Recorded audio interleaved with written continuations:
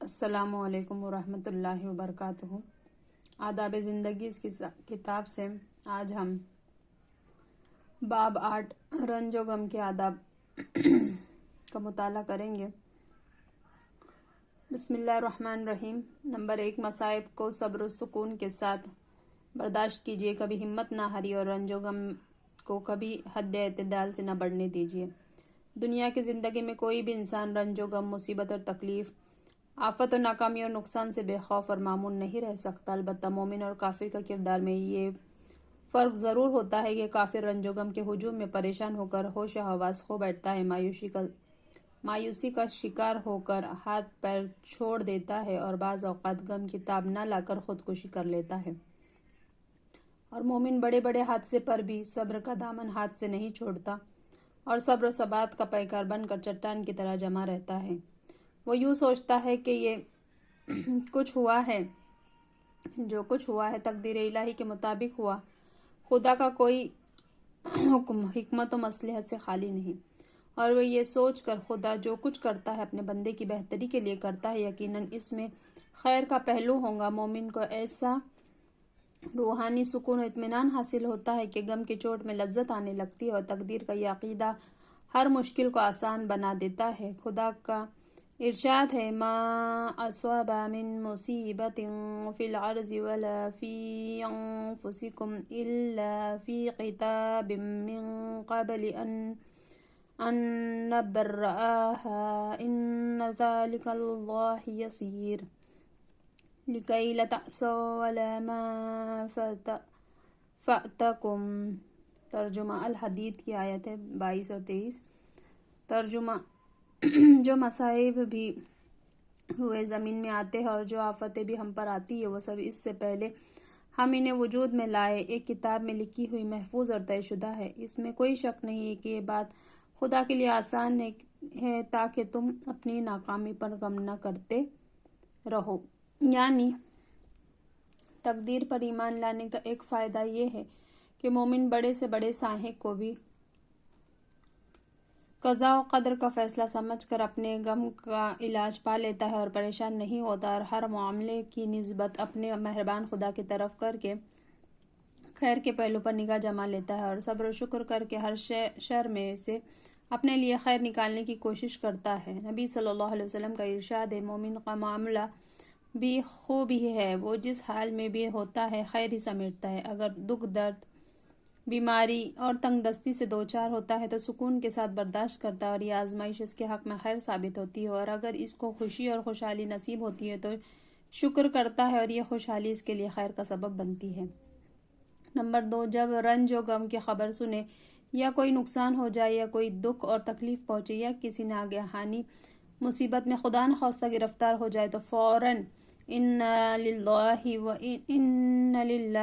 انا الیہ راجعون پڑھیے۔ ہم خدا ہی کے ہیں اور اسی کی طرف لوٹ کر جانے والے ہیں۔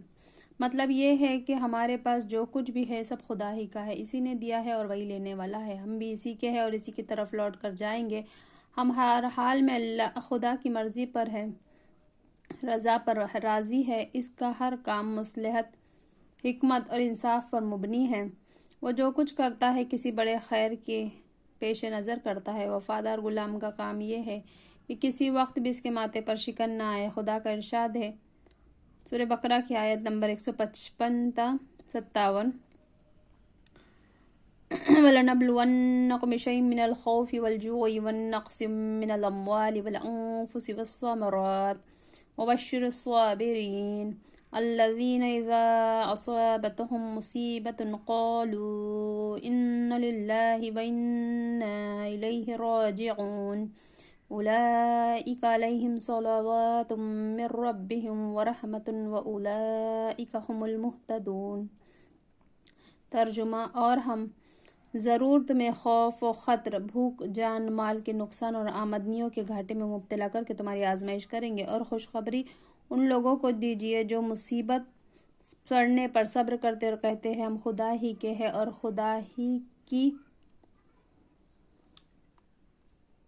طرف ہمیں پلٹ کر جانا ہے۔ ان پر ان کے رب کی طرف سے بڑی عنایات ہوں گی، اور اس کی رحمت ہوں گی، اور ایسے ہی لوگ رائے ہدایت پر ہیں۔ نبی صلی اللہ علیہ وسلم کا ارشاد ہے کہ جب کوئی بندہ مصیبت پڑنے پر انا للہ الآخر خیر تک پڑھتا ہے تو خدا اس کی مصیبت کو دور فرما دیتا ہے اور اچھے انجام سے نوازتا ہے، اور اس کو اس کی پسندیدہ چیز کے اس کے صلے میں عطا فرماتا ہے۔ ایک بار نبی صلی اللہ علیہ وسلم کا چراغ بجھ گیا تو آپ صلی اللہ علیہ وسلم نے پڑھا انا للہ و انا الیہ راجعون۔ کسی نے کہا یا رسول اللہ صلی اللہ علیہ وسلم، کیا چراغ کا بجھنا بھی کوئی مصیبت ہے؟ آپ صلی اللہ علیہ وسلم نے فرمایا جی ہاں، جس بات سے بھی مومن کو دکھ پہنچے وہ مصیبت ہے۔ نبی صلی اللہ علیہ وسلم کا ارشاد ہے جس مسلمان کو کوئی قلبی اذیت، جسمانی تکلیف اور بیماری، کوئی رنج، غم اور دکھ پہنچتا ہے، یہاں تک کہ اگر اسے ایک کانٹا بھی چبھ جاتا ہے، اس پر وہ صبر کرتا ہے تو خدا اسی کے گناہوں کو معاف فرما دیتا ہے۔ حضرت انس رضی اللہ تعالیٰ عنہ فرماتے ہیں کہ نبی صلی اللہ علیہ وسلم کا ارشاد ہے جتنی سخت آزمائش اور مصیبت ہوتی ہے اتنا ہی بڑا اس کا صلہ ہوتا ہے، اور خدا جب کسی گروہ سے محبت کرتا ہے تو اس کو مزید نکھارنے اور کندن بنانے کے لیے آزمائش میں مبتلا کر دیتا ہے۔ پس جو لوگ خدا کی رضا پر راضی رہے خدا ان سے بھی راضی ہوتا ہے، اور جو اس آزمائش میں خدا سے ناراض ہوں گے خدا بھی ان سے ناراض ہو جاتا ہے۔ حضرت ابو موسیٰ اشعری رضی اللہ تعالیٰ عنہ کہتے ہیں نبی صلی اللہ علیہ وسلم نے ارشاد فرمایا جب کسی بندے کا کوئی بچہ مرتا ہے تو خدا اپنے فرشتوں سے پوچھتا ہے کیا تم میرے بندے کے بچے کی جان قبض کر لی؟ وہ کہتے ہیں ہاں۔ پھر ان سے پوچھتا ہے تم نے اس کے جگر کے ٹکڑے کی جان نکال لی؟ وہ کہتے ہیں ہاں۔ پھر ان سے پوچھتا ہے تو میرے بندے نے کیا کہا؟